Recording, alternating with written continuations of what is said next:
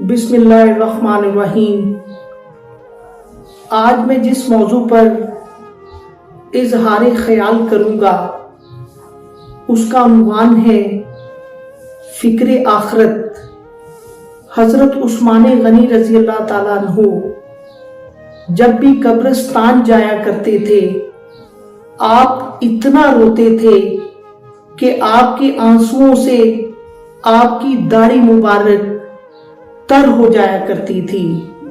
صحابہ کرام آپ سے پوچھتے تھے کہ جب آپ کے سامنے جہنم کا ذکر کیا جاتا ہے اس وقت آپ پر اتنی خشیت طاری نہیں ہوتی جتنا کہ آپ قبرستان میں آ کر روتے ہیں۔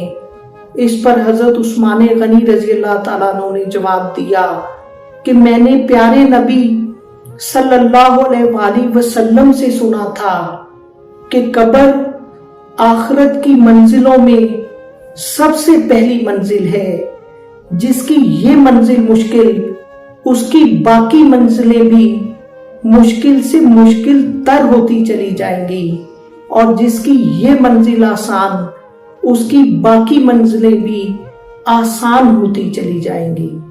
عزیزان کرام، یہ حضرت عثمان غنی رضی اللہ تعالیٰ عنہ ہیں کہ جن کے پاس جنت کی ٹکٹ ہے اور جن کو جنت کی بشارت حاصل ہے۔